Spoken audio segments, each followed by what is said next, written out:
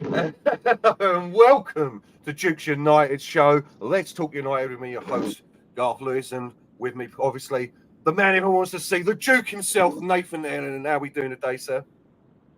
I'm all good driving on this rainy day. It's all good. It's all good. Match coming up later on. Hopefully we can get a nice win and it not be such a scraped victory. Maybe we'll see. You took the words out. You're saying a nice win. Do you see us at last getting? We should be getting. I know it's away and it's a big stadium park and like the hard stadium, but we should be getting a comfortable win against these. If it wasn't based on form, can you see us getting a comfortable win? Nah, mate. We can't get a comfortable win, but we could possibly get a win. At the moment, we're not able to do anything comfortably. We're not comfortable at all yet. Until all our players are back, we will be comfortable. And that means after Christmas. So what we have to do is do whatever we can to get points on the board, however we can, until that time. And at the moment, we're doing a good job of actually being on the similar points as we were last year at this time. So I think we're about 2 points behind what we were last year. So considering the amount of injuries we had, the type of team we are without all the good players, to be where we are and scrape these points, I don't know whether it is a kind fixtures so far or whatever it is, but as long as we pick up these points by hook or by crook, I really don't care at the moment. I could see it coming. When you're in it, you feel like, oh, but when you think about it, if we thought about how it was the minute we knew we had all them injuries, and then you go, what do you expect in the future? We expect bad football. We expect to scrape against the worst teams, and we expect to lose some games which we don't want to lose or shouldn't lose. That's what's happened. It's as simple as that, Garth. So can't expect any more than what we're seeing. No, and I think when it comes to fixture list, we've not been lucky per se because we've played what? Spurs, Arsenal, City. Yeah. But they've been spread out, so we've been lucky in that sense where we've not had a run of like Arsenal, Chelsea, City, Liverpool in the space of 4 games. So we've been able to try and get ourselves down the track. But the performances, I mean, we'll get quickly into the performances now. The performances have been so lackluster, Nate. Is it we're only really missing now like Shaw and Martinez at the back? So when they come back, are you expecting to see this change? Martinez, I know you've been saying a long time, is Beckenbauer's too strong a word, but the sweeper, passing, ball playing centre back who breaks up the play and then makes the quick pass. Are we missing him that badly? Is my question to you. You got to remember Casemiro's back out again as well. So you're missing the catalysts that made us a football team last year. The players that made us actually a team that could actually compete, or a team that actually could compete to stay up. It's the two polar opposites without them main players in the side. So, yeah, it makes a massive, massive difference. And I'm sure, Luke Shaw coming in, he's press resistant. We haven't even got a left fullback at the moment that's going to do that. Even Malacia, like I said, if he was fit, we wouldn't have missed Shaw so much. But we have. And then we've had Reguilon who's come in. Like I say, he got injured as well. So it's not like he can come in and be a baller for us. He's come in, done well going forward, been kind of, easy to beat, to go defensively, like I said before. So to be fair, we need someone hard to beat defensively and also press resistant. That's Shaw. That's Malacia. Yeah. They're the 2 players who you can count on to really give it and be dependable at the back. Then you've got, like I said, Lisandro, who is our guy, who starts everything off, who opens up the play for the midfielders to get it without being under pressure. The timing of that pass means everything. And he's the one that sets that all off. So without that, again, there's no point trying to play out the back either. So Erik ten Hag's got to go, you know what? Scrap that at the moment. I know we just brought in the goalkeeper to start playing, but listen, Anana, don't try and play with these boys. Like, these ain't the boys I wanted you to play with. And, 3 of them are these out ain't them, man. These ain't them, man, They ain't got long. You can't do that. Long. I'm telling you, he's going to have a quiet conversation with Anana and say, listen, just kick it right now. At the moment, let's just kick it, yeah? All right, make it look nice, but just kick it. Like, there's no passing going on right now. Like, them little cute passes that you used to do in between players and stuff. Don't do it. because then they'll just give it back to you and put you under pressure, and then you're going to be the one who everyone's going to be looking at. So don't do that. That's out of the way. Then, like I said, Casemiro injured. The other guy who plays things around corners and gets people who beats the press, and then the attacking players now have an overload. What we're seeing right now is nobody's beating any press, and there's no overload ever. So even Antony, as bad as he is, remember, he's not even getting an opening to even not shoot, if you get what I mean. He's actually in a position where he has to get it and just pass it back now. So it's even worse for him, and he already wasn't able to produce anything when he was getting them chances. Now he's not even getting the openings, and he's not able to produce. That's double trouble for United to not be able to create chances. So, yeah. I love these chats, Nathan. It's just good positive vibes about Man United all the time. So obviously, to really what Ten Hag's saying, we're missing Martinez and Casemiro now to after Christmas. So does this put into light that we need a centre-back investment in January, especially with this big rumour? So it's a two-part question. Big rumour that Varane's going to Saudi Arabia. So first part, do we need a new centre-back in January? Second part, 100%. Would you sell Varane even for 40 mil, which is what I mean, like 30, 40 mil in January? Would you sell him? It seems madness to me. It is madness considering we don't have anyone. And plus, if there's someone we've identified that we can get in and we're sure about him, then let's go get him and let's sell Varane, because Varane's injury prone. Varane's going to continue being injury prone. He's going to be our next Martial. There's no point in him sticking around. You know, the same way Real got rid of Casemiro before it's too late? Yeah, we need to do that with Varane. Yeah. Before it's too late and we can't get no money, if we can get 40 million for him, let's get that. And I know he's a good player, but he is on his last legs. He can play, but he'll get injured. He's that kind of player who the minute he's forced to run at full pace, he's injured. So I'm putting him in the same bracket as Martial, believe it or not. I'm already putting him in there now. And when I was having this argument at the start of the season on Saliba versus Varane, I'm like, nah, Varane's still ahead. He's still ahead. But right now, if you ask me who's starting, Saliba's starting now. All day. All day he's starting now. Like, I don't care what anyone says about any pulling rank of any sort. He's now got to the stage where his legs are not giving up on him. When he plays, he's fine. No. But he's got Saliba's reliable now. Yeah, he got them last year to Rio Ferdinand. When you saw them legs, they're not gone. He's still got it. But every time he runs, you're like, oh, is that hammy going to snap? That feels like that's But listen, we paid 28 mil for him. I'm saying 40 because it's Saudi Arabia, and that's what I'd expect seeing like the other. He's only 30 years old as well. He's still in his prime, really, Varane. Yeah. So I'm expecting to see 40 mil, but anything over 30 for him, I reckon that's the way to go. So I don't see any. It sounds madness to me. No. What? Okay, thank you. I've got a bag hanging out my boot. Yeah, 30 mil we paid for him. I think it's a bit madness. Like you said, though, if we've got a ready replacement, it's that Tobido, whatever it is, the other French John Clip, whatever it is that the rumours are about him. I don't know a lot about him, to be fair, for this French centre back. So, but yeah, if we get a decent amount for him, maybe. I still think it's madness when you're left with, because you know this club will sell Varane and be left with Evans, Maguire, and Lindelof, mate, and Martinez. Like, and we don't get any replacement. We could do, and then we end up having to play Wan-Bissaka centre back, which I can't wait for, to be honest. Talking of centre, sorry, go on. You want to see Wan-Bissaka centre back, do you? I only want to put him there so then we can go and get like a Frimpong and put him at right back, and then be actually very strong at the back, strong there. Maybe he can't do it. Maybe he can't, but maybe he can. I don't know. But I would try him there since we haven't got much more.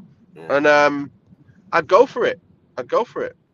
So talking of centre-back, so Maguire, obviously we've been very critical of his performances in the past on this show. We're not going to show over that. But recently, a little uptake in form from him and fought his way back into the first team, it seems, considering he was looking like we were trying to sell him in January. So fair play to him. How do you rate his performances over the last few games, mate? Yeah, I think he's upped his levels to the levels where he's not making any mistakes anymore. So now that's a big improvement on what we've been seeing. So everybody, and quite rightly, everybody's giving him his props for playing like he should be playing. And I'm really happy for him, because I was like, yeah, Maguire was the best player today. He was the best of the lot. And everyone played bad. But the thing is, Maguire done his job, especially against Fulham. He done what he needed to do. Whenever that ball is played in that way, where it's kind of, you put in to put the ball in the air, he's going to win his headers. And on the floor, he wasn't making any mistakes. Obviously, like I said before, he plays how he's supposed to play, where that means don't make mistakes, keep the ball. When you get one-on-one with a player of any ability, I expect him to get done over. And that happened on Saturday. He did come up against Willian in his prime. Well, I don't know what age he is, but he looked like he was in his prime. Like 35, mate. Yeah, Willian. Yeah. Come up against him one-on-one, see you later, and got a shot off. I was like, oh my days. That's why you have players in the position that we have. Lindelof, we have Maguire. You expect them to get done when a good player goes at them. But apart from that, that's why I wouldn't get at him for that. I'd say that's why we need a better defender. But the difference is he was making silly errors, plus he was getting beat by good players. So then that obviously kills you off. Now he's being what he should be. That kind of player who's going to be the second-rate player, the second defender who comes in when players are injured, and then he'll do a job. He'll do a job for the most part, the same as Lindelof. So, yeah, I'm happy that he's back to that level and nobody's kind of trolling him anymore. Even myself, I don't want to have to say anything bad about my own players. But when players are playing bad, we're going to say what we need to say. So, yeah, at the moment, Maguire's back to being Maguire, and I'm happy. He's doing so not wanting to talk bad about our players, but having to segues nicely into the next topic of discussion. man called Antony. They call Odegaard a ghost for Arsenal, mate. They don't know what ghosting is, because this man, he's breezing through games without doing anything. Recent performances since he come back from Brazil have been tantamount to disgraceful, to be quite honest with you, Nathan. Do you see where? I mean, there's rumours that we're trying to do a swap deal for him in Barcelona for Gabriel Barbosa, another player I don't know much about. This is our second most expensive ever signing. Is there a way back for him?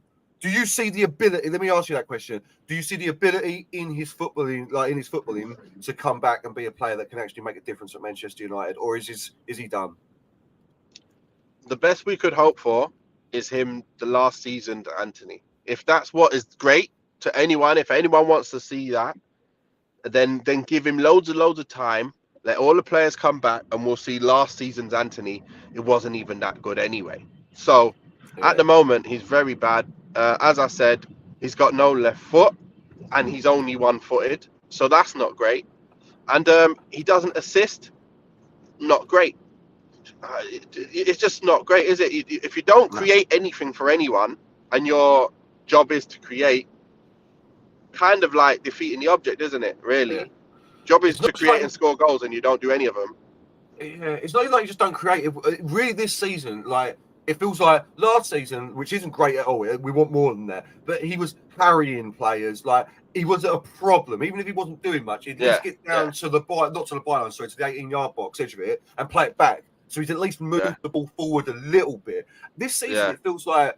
I mean, obviously he's got his issues that are going on, but we're seeing. I know the whole team's playing badly, but like you're saying, when you've got no outlet from him.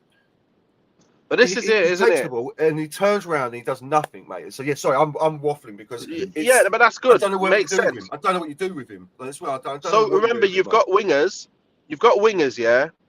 who need help to be able to perform. Then you got wingers who do something out of nothing. Yeah, he's a winger who needs help. He needs link up to be able to do what he does, and obviously, what he does is not even high output anyway. So when you've got a team playing not so good, plus he had a few weeks off, he's come back, trying to get back into his rhythm of being able to be the inconsistent player he is at best. So imagine what it's like when you're playing below that consistent level, which is at your best. You're basically nothing to the team for however long it's going to take until he gets back to his levels. So it's disappointing, very disappointing, very upsetting that we've got a player that we spent that much money on, and we know the ceiling is already there. There's no higher. You can't get any higher to get to them levels. I don't even know. I'd call him like a championship winger. And I don't know if that's even being nice. That I think my wingers I had that I played with are better than him by miles.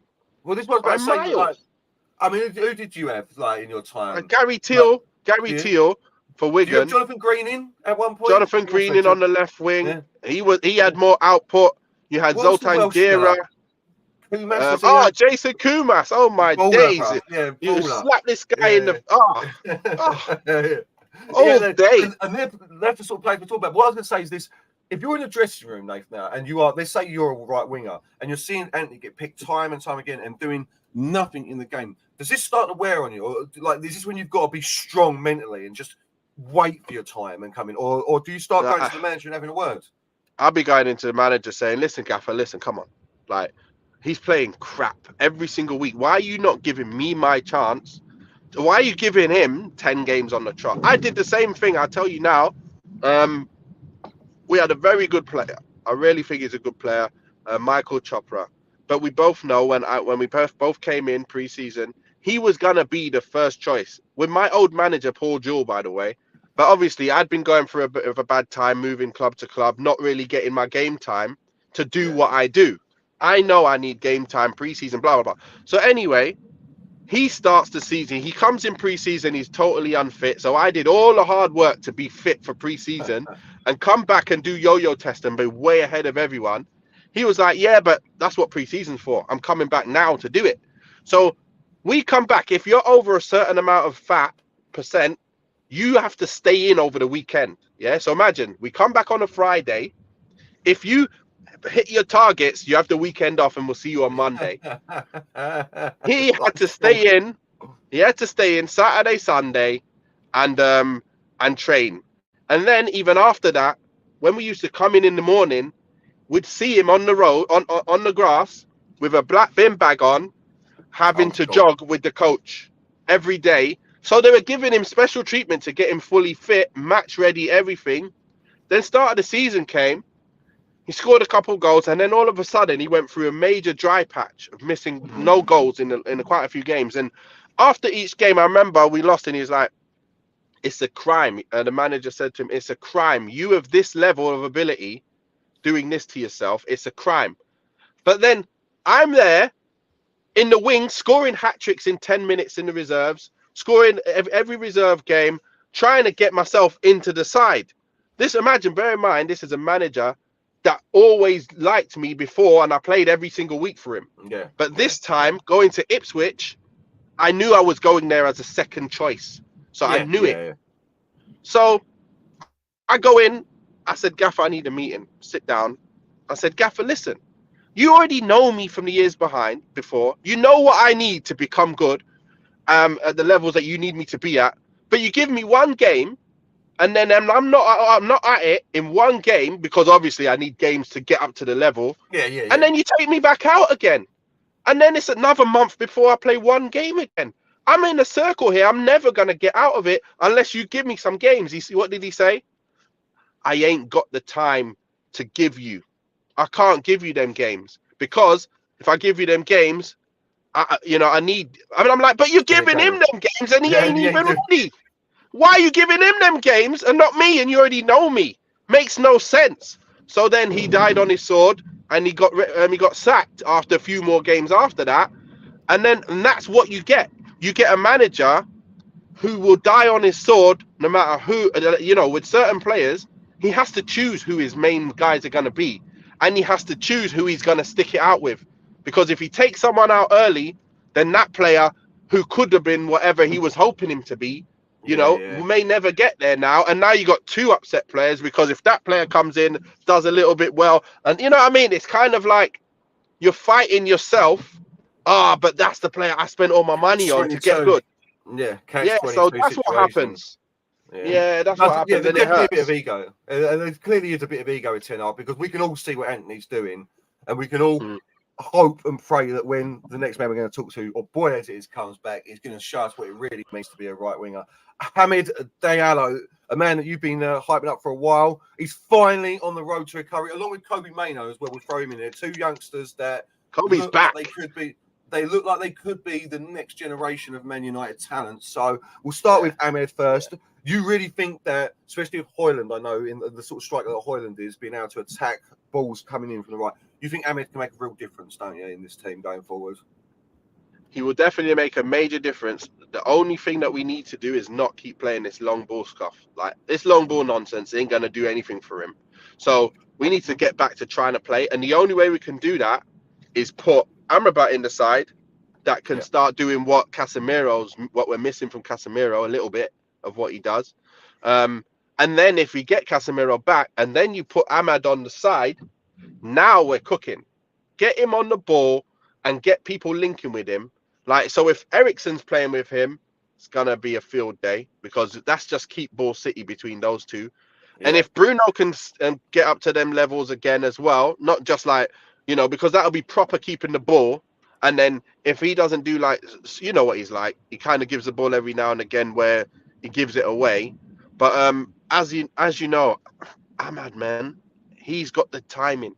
He's got the pass. He's got the finishing. And he can go down the line and cross the ball in as well. So he can jink both ways. And it's like he will make you pay for them both problems as well. And it's just going to be a lovely thing. I'm telling you now, if he gets the chance, that is, not just one game, and with the reserves and all that nonsense where he's not going to really get the ball, give him the ball and let him play with the first team. Let him play with the first team where Eriksen, Bruno, Wan-Bissaka even, like, the amount of times Wan-Bissaka's playing with Antony now. Watch what it's like. You want to see keep ball. You'll be watching, there'll be so many cutouts of Amad getting on it, pop, get it back, pop, moving around him. You'll see. I'm telling you now, and I'm totally guaranteeing it, this guy will be way better than any of the wingers we've got. I'm guaranteeing it. I'm saying it from now. I'm saying it for, you know what I'm like.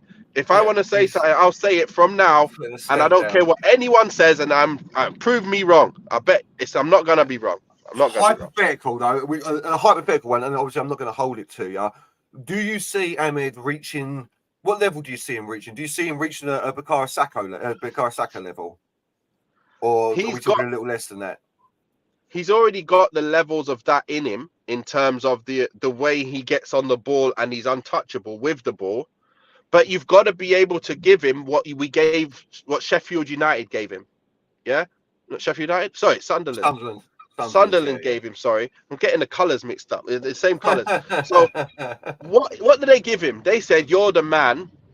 Get the ball to him. And then let him do. Remember, they don't even have players of the abilities to do other things around the other sides of the pitch. And he done what he done. But you got to give him the right wing and go, right, what's the rest of our players doing now? Let's get all the rest of our players in, but you're playing. You're our guy on the right. Then that's it. He will be what you're seeing from the likes of Saka. Obviously, he's going to need time to be able to get the amount of goals and stuff. 4 or 5 years. Yeah, exactly. That's what I mean. But I'm not going to hold you. I mean, just gets that level. Do you see the talent in him to be able to reach that level? Is what I'm, Yeah, let me make it as clear as possible. Yeah. If he gets the time that Antony has got, you'll see a Saka. Yeah. If he doesn't get the time that Antony's got, you'll see what you've seen. Because remember, before he went to Sunderland, everyone was saying, no, he's not good enough because he went to Rangers, didn't play. Do well. He could do the same here now. Come in and get 5 minutes, 10 minutes, and everyone's like, oh, he's never done it, he can't do it. No, give him the time to go and do it. And because you've seen it, and I seen it the minute I watched him in training, and also the minute I seen him in certain games, and I've been saying the exact same thing, he needs to play, goes to Sunderland and does all the things I was expecting him to do. And now I'm saying he's going to do the same thing here because I can see it. It's just there blatantly right in your face. He can do what I know he's going to be able to do against anybody as well. He's got that untouchable feel to him when he's on the ball. When he's on it, you can't rush him. You can't try and rush him and try and steal the ball like you do with Antony. No chance. He's like, oh my gosh, if I come in now, he's going to just bop it around me. If I do, he can go down the line or inside. Oh, he could fake. He could use his right foot. Oh, he's going to link with someone. He's going to do something out of the blue. He's got it all. So I don't know. That was going to. Do you think then you really unlock Amad if we get a Frimpong in, someone like this, a real attacking defense, like but still defensively sound right fullback. Do you see? Do you see that making? Would that make Antony better, or does it not matter with Antony really? Antony's dead. Anthony's dead. Forget Antony. Forget Antony. Forget Antony. Long live Amad. He's finished, mate. I'm telling you, you know why he's finished? He's finished because he tucks himself up for every shot. Yeah. And the occasional one shot goes on target. But even when he cuts in, I can see he rushes his shot and he's underneath. He's right close to his shot. He's not even pushed it out so he can whip it properly.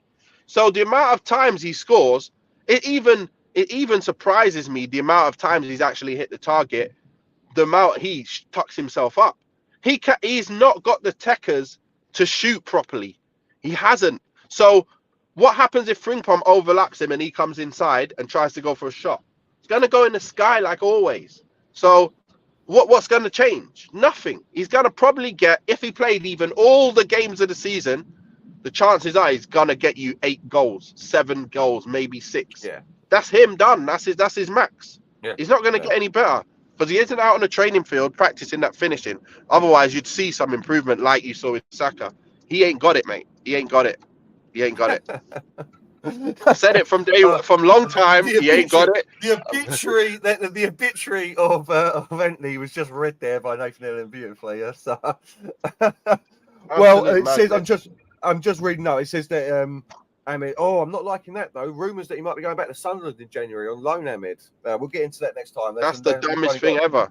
Yeah, we've only got a few minutes left for the Copenhagen. So Copenhagen tonight, 8 p.m. Parken Stadium in Denmark. They've won their last 3 since we played them. Reasonable results as well. We already said we're not expecting a comfortable win there. What team, knowing what you've got, are you going with? Just rattle off your head now. Goalkeeper, obviously, I'm guessing Onana. I go with Onana.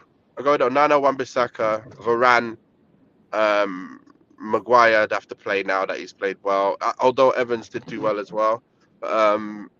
You might even stick with the Evans-Maguire partnership. It's not because of Varane. I play Varane if there's something, if he's okay. I'm guessing he's not okay because he would be playing. Unless he says the right-sided centre-back is Maguire right now, and I don't want Varane left-sided, or I don't want Maguire left-sided. I'm choosing he said that about Maguire. He said that. That's what he said. He doesn't want Maguire left-sided centre-back. So that's probably what it is then, isn't it? Yeah. And he's doing all right. So let him continue playing out right centre-back. That's fine. And this is a good thing, though, because if you kept playing him and then Martinez comes back, you now got them both fit. But if you play Varane, there's a chance he could be out by the time Martinez comes back, and then all of a sudden you got none of them. So he might be thinking long-term tactical. That's the tactic he was thinking.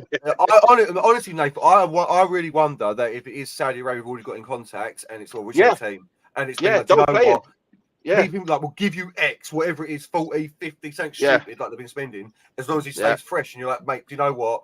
Just keep it fresh. Like, just don't play him unless you really have to. So, because I don't see why he'd be on the bench for the last few games if he wasn't fit enough to be playing by now. You know what I mean? So I reckon you're right. Whatever. Anyway, there's something going on. Left back. Sorry.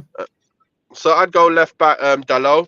I'd just put Diallo left back and Wan-Bissaka right back, and have them there. I'd be playing Amrabat, Eriksson, and Bruno, and then I'd actually go with Mount on the right today. Yeah, I'll say see how he gets on, and then you go with put Rashford back on the left. Or Garnacho did well, so maybe keep him in because he did okay, and then you just put the big boy up front, and then hope that we can get something going with them there. Maybe Mount can get on a ball and cross it in from the right and be some kind of outlet. Maybe Rashford will start playing football. If not, you take him off and put Garnacho on. And that's what you do. So I mean, we're always second guessing the gaffer, and obviously he gets paid the big bucks to make these decisions. But in my brain, it's just logical that if you're going to have to play one of Bruno or Mount out of position on the right, all day you play Mount out there. He's far closer to like a Pep Guardiola, Foden, Grealish winger than Bruno is, in my mind anyway, you know. So hopefully Mount needs some confidence. He needs to pick his form up big time, because otherwise the problem is when you're bought for 60 mil, you don't get 2 years to bed in. Like, you're either a flop or a success straight away, you know what I mean? And at the moment, Wow, he ain't doing like absolutely nothing. No. So yeah, sorry, no, he ain't done no. So on the left, you're saying, do you not think Garnacho deserves another start? You know, you're saying you might keep him out next he's done well.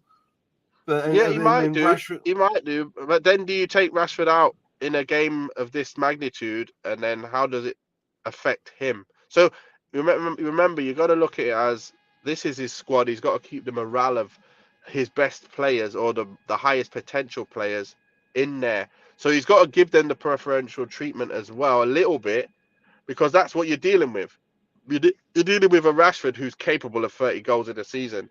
If you don't start him, and then you start Garnacho, what if he plays well again, and then you don't start Rashford the next game, and it's one of them hard ones because it's Champions League. We got to win. And what's the difference? Imagine this. Rashford didn't start, and we didn't win, and then everyone's on him because he didn't start Rashford. Yeah. No, you're right. You start Rashford, nobody's killing you. Nobody's killing you because you've gone for your biggest guns, hoping that it will do well. So it's one of them ones. I keep forgetting how must win it is. It's so must win. I keep forgetting that. Like we have to win. Game. So yeah, so strongest team definitely. Yeah, Højlund, Rashford definitely. And I got a feeling McTominay will play though. I got a feeling we'll try and go with the same Fulham team that just won. That was so poor and only created that one clear chance in the whole game. We were sitting there going, wait a minute, we have had no chances. Yeah, we've had zero chances against Fulham. And then I was thinking the game's over. And then they gave us 4 chances in the space of 10 seconds to get a goal. And we managed. Like, okay, we scored the goal, which I believe was a definite goal. I cannot believe VAR's taking a mick like that out of us. Yeah, I know. Like, I know. How can VAR take that away from us? Makes no sense to me whatsoever. The bottom line I say is, listen, if we're complaining that we didn't win because of a VAR decision, it showed against Fulham. It shows how far we are behind everyone at the moment. You know what I mean? Because we've got to be, but still clean sheet, I suppose. But that does bring me onto the Luton game at home again. For a lot of home games, has to be a win. And then I see Luton taking Liverpool to the wire. Do you see us getting? Last question on this one: do you see us getting a result against Luton, or do you see it being a struggle? Listen. If we don't pick the right players, we're gonna have some trouble against Luton because they got some fast wingers. By the way, they got some fast wingers, and our old guy might come back to kill us. To Heath Chong, and who I didn't think was any good. I still don't think he's that good.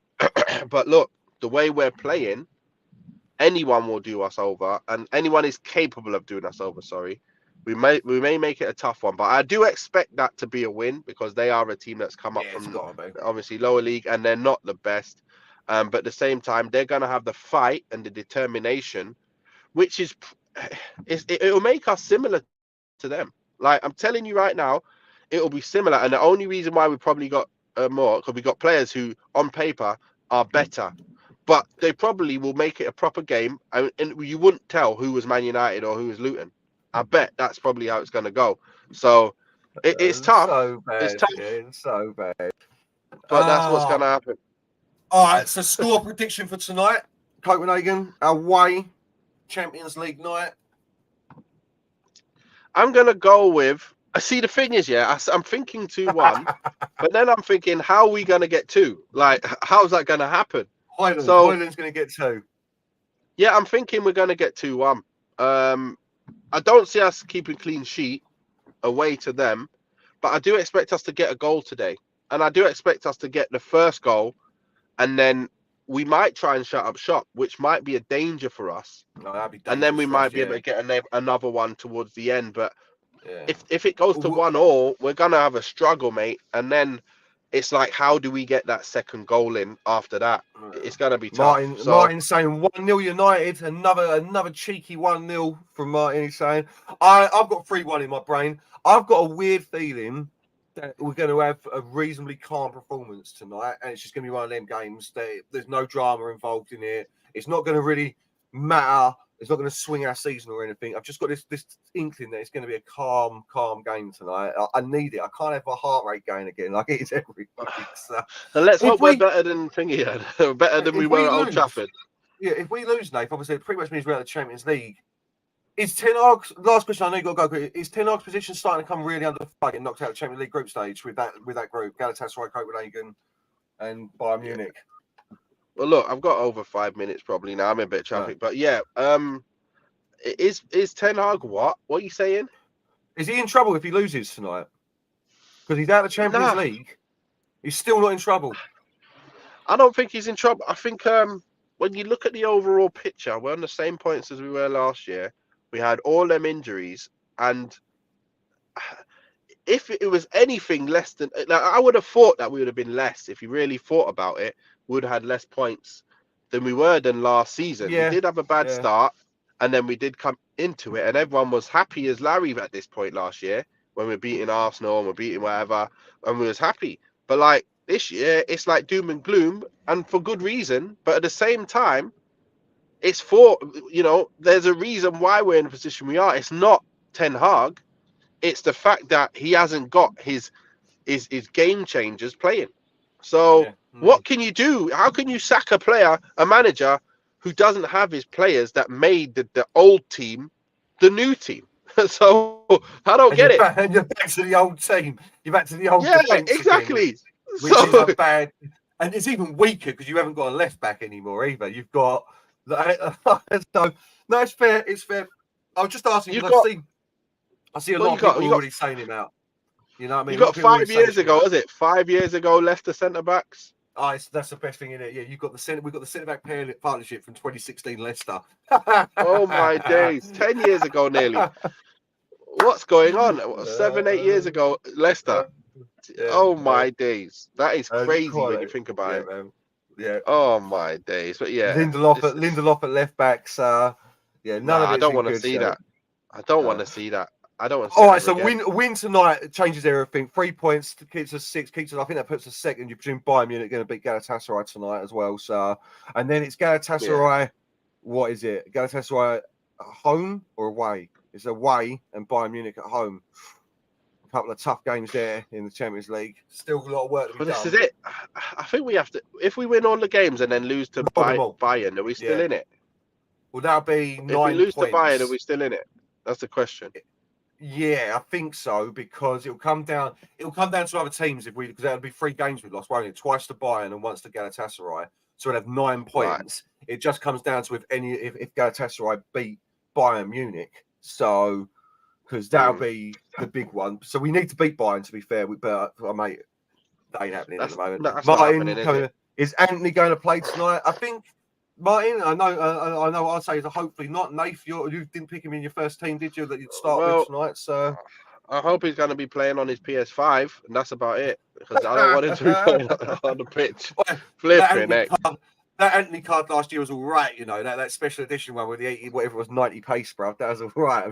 He's still good on FIFA. He's still good on FIFA. That's about it. But I still stopped playing him because he's so bad. When he's so bad in real life, I took him out. I put in 75 Amad. I put in 75 rated Amad instead of him. Even on the game, I'm not even playing with him on that. That's what I do, I get mad with the players in real life. I say, listen, I ain't even playing you in the game. I don't care if you're going to be the better team for me. I ain't playing you. Maguire's back in my squad as well. I couldn't play as Real Madrid for years after Ronaldo went there, mate. It's like, no, I ain't doing it. I don't care how good he is. I don't care. All right, anyway, on that note, I think we've gone through everything. Obviously, we'll get the post-match to you after the game tonight at some point. Yes. Nate, thanks for joining us, mate. 2-1, you're confident. You're loving life. You're hoping for a big 3 points. Well, let me just make sure you realise what I said. I think I'm thinking of 2-1. I'm hoping it's 2-1, but my inside me thinks it could be a 1-1, and we're struggling to get that second goal again. Yes, and we don't end up getting it. But I really hope I'm wrong. I really hope that it does end up being what I want it to be, which is 2-1. We'll see. Well, thanks for everyone for joining us. Martin, thanks for giving us your comments in the chat. And we'll see you on the next one. And as Kieran say, stay safe and wash your hands. Peace.